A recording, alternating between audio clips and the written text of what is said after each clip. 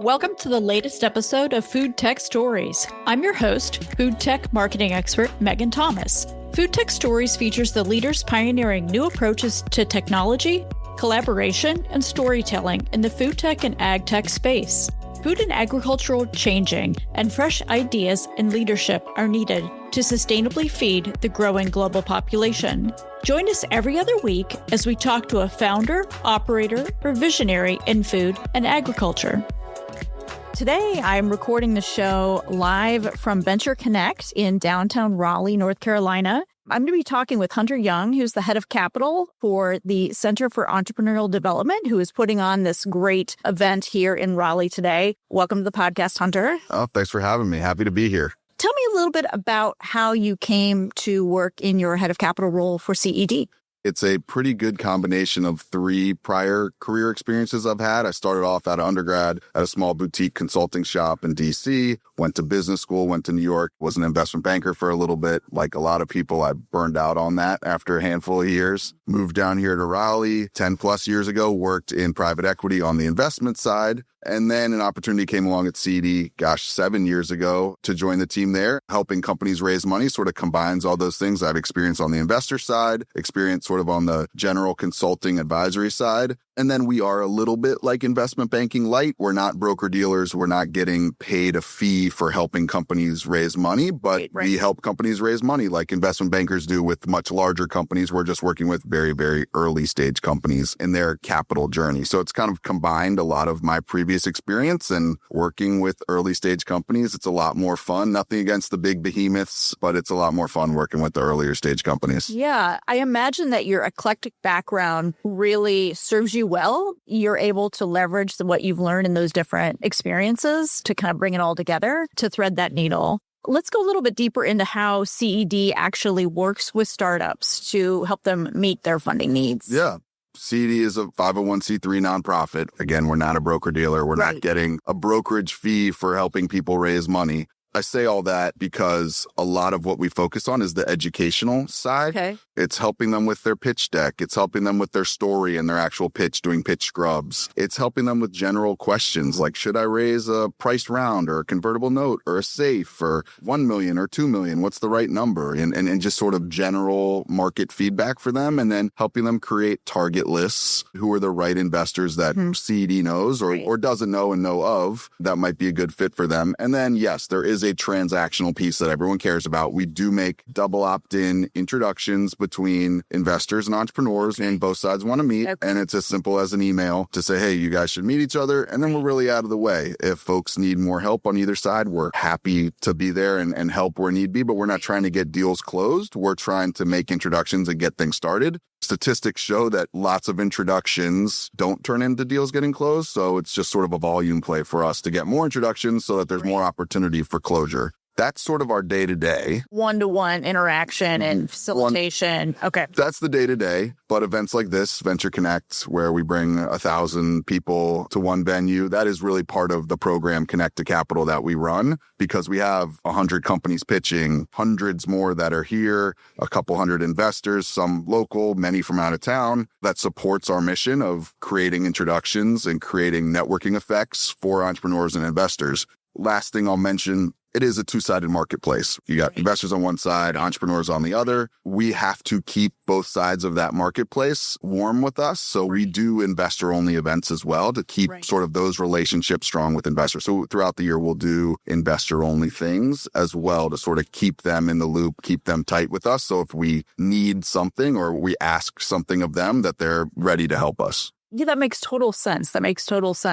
One of the topics that's come up at the conference is around investors and the size of the investment community here in the Triangle. My understanding is that folks perceive it to be a market that's really more toward early stage, pre-seed, seed phase startups. Do you think there's an opportunity to have more local investors who are investing at the Series A or beyond level? I mean, absolutely. You heard Bill and Peter Walker this morning talk about it a little bit, right? I sort of agree with what Peter said, though. You don't necessarily need it here either at those later stages. I think it's nice, and I think it can create some multiplier effects having people like that here that have a couple $100 million fund. I think that's great. Brings good talent here. It gets people on airplanes that want to come see those investors, spend more time here. As we're talking about the later stages, which I'll say just beyond seed, Series A is sort of that crossover point.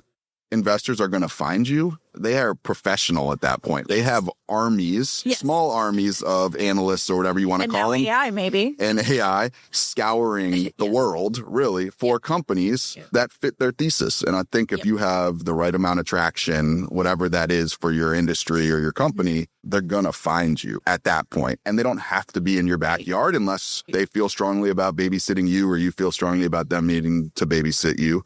Whereas pre-seed, seed level, I think there is a geographic sort of relationship there where the earliest capital is going to come from close by. So I think when people have concerns about not enough capital, it's definitely more at the pre-seed, seed stage, needing more of that here, although that it's growing and there is. So you do see that early stage need. I think there's always going to be a need. Maybe I side more with the entrepreneurs in that. I default more towards let's give good ideas an opportunity with capital. If capital is what they need. Again, another great thing that I thought Bill and Peter talked about was you don't have to raise VC. It's not like mandatory. Don't do it unless you absolutely have to. I think there's reasons to do it, which is timing to market. If I don't pour gas on this fire right now, I'm going to miss an opportunity. The window. There's reasons like that of why you would absolutely want to do it. Hopefully the reasons are more for that and not because you're like going out of business or can't pay bills or something like that. It's more positive.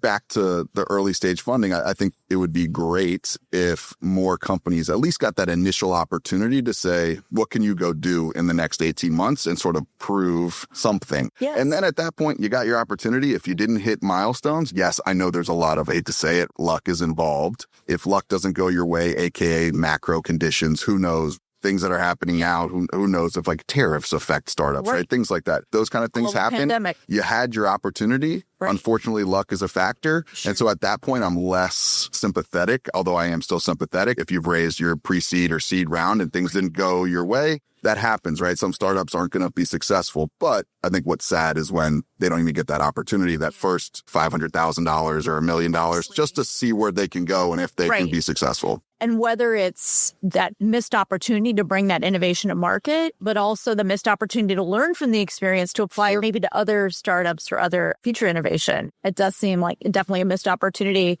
Is there a sector within the ecosystem here that you're seeing maybe a bit more buzz, kind of just anecdotally? We hear a lot about AI. Is it AI or is it another sector or two that you're maybe even getting inbounds from investors on today? I think AI is maybe obvious. That's maybe becoming just like a baseline layer of a company. Is just like, you just use it. It's part of your tech stack. It's part of what's happening. And it's because that's just how things work now. And it's not necessarily a differentiator, which I think a little bit recently it's been sort of the differentiating piece for a company, or they're adding it on, or they're being a .ai or whatever to just be very clear that there's, artificial intelligence in the mix. So yes, I mean, that's certainly something we hear about and companies are leaning into also, obviously. Deep tech, hard tech, the harder sciences, that is where we're seeing a lot now, from semiconductors to biomaterials and other advanced materials to hardware sensors. Those type of things that have a little bit more tangible rather than software are what we are seeing maybe a little bit more of right now from places like NC State and just in general entrepreneurs building more. Anybody can build a SaaS company at this point in time. It's made it really, really easy. The barriers to entry are very low. That's not to disparage SaaS. I use software all the time. You use software all the time. We're all using software, right? So it's needed and it's helpful. But yeah, the barriers are low. And so building in some of these more transformational type of technologies, more engineering risk, deeper technology risk, I think that's what's interesting here and what we have an opportunity with. And it sounds like a diversification opportunity as well. This market's interesting. Sometimes we'll talk about it as sort of a jack of all trades market, maybe master of none. Hate to say that, but like we're pretty broadly diverse in terms of the types of companies that are here from the innovation economy.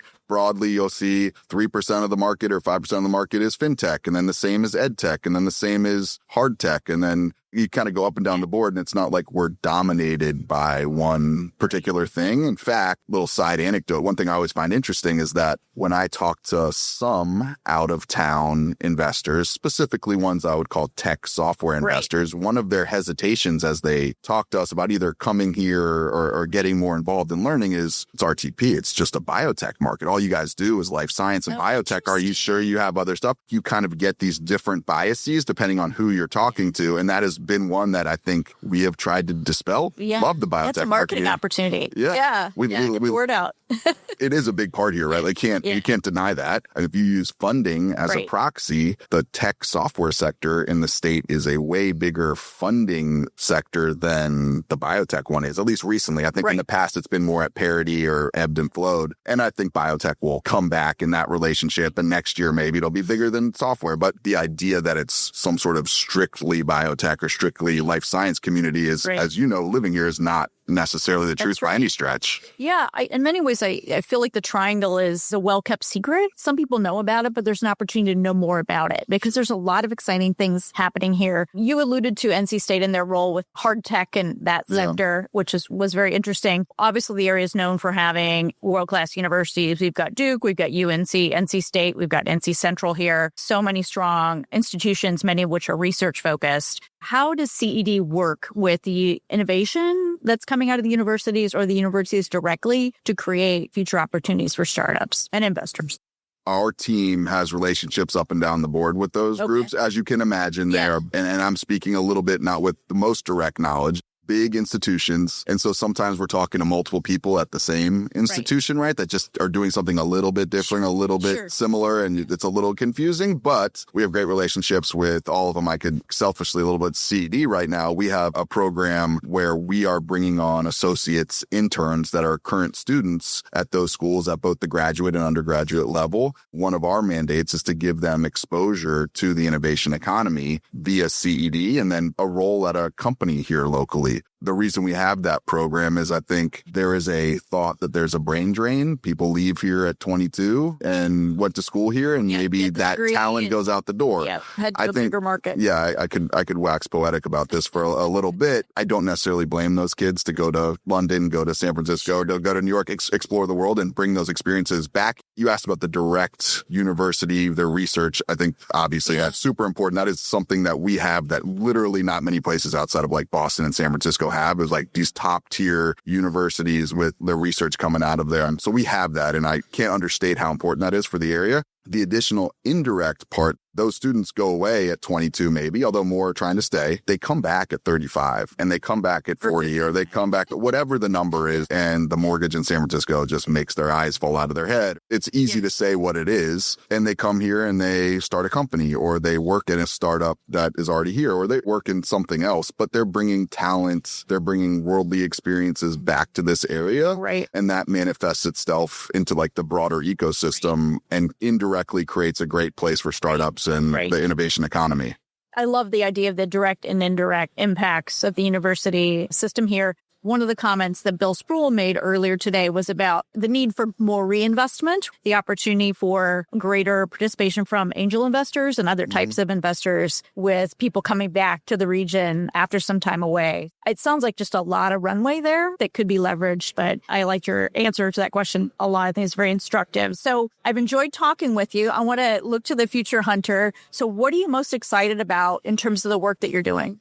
I am excited because one of the things is when I first started here 7 years ago, if the entire state had $1 billion of venture type capital, innovation capital, that was like a great year. The past year, I think we were at $3.5 billion. We've had years recently at 4+. The bar has been raised. Extraordinary growth. I'm using something as a proxy here, right, for growth, but that's tangible, quantitative thing, which is total funding dollars, and that's gone way up. The other thing that gets me excited is when I first moved here 10 plus years ago, there was a handful of local, what I would call institutional capital funds. That base has grown so much. We have a lot more of what they would call outposts. Maybe their funds based in Florida, maybe their funds based in New York, maybe their funds based in California, but they have an office here now. Right. And so that like broader community of institutional investors is growing. We have folks that have started their own funds, family offices like Bill Spruill and 2NDF. You have what Joe Colopy's done, another successful entrepreneur with Jurassic Capital and Primordial. Right. And so you've had these sort of net new funds pop up, Justin Wright with Oval Park, and also again, these outposts. And so the investor community here has grown tremendously.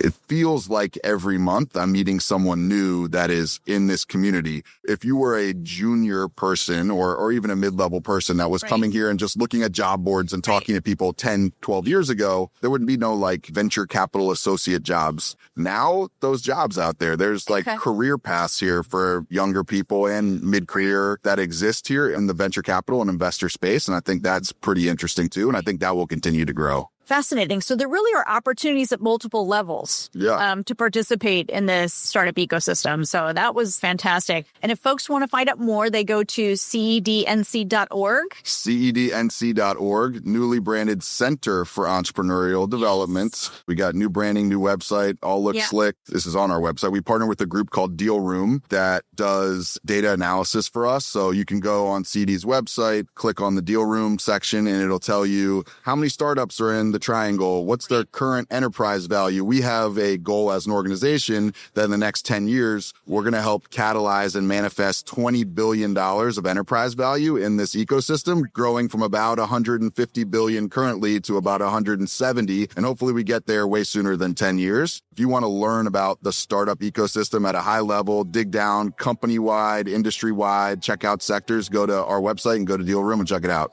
Thank you so much, Hunter. I really enjoyed talking with you. Yes, thanks for having me. I appreciate it. Great talking with you too. Thanks for joining us today on the latest episode of FoodTech Stories. Be sure and subscribe to our podcast on your favorite podcast platform and keep an eye out for our bi-weekly episodes. I'm your host, Megan Thomas, founder of Ladder 17. FoodTech Stories is edited by TJG Media.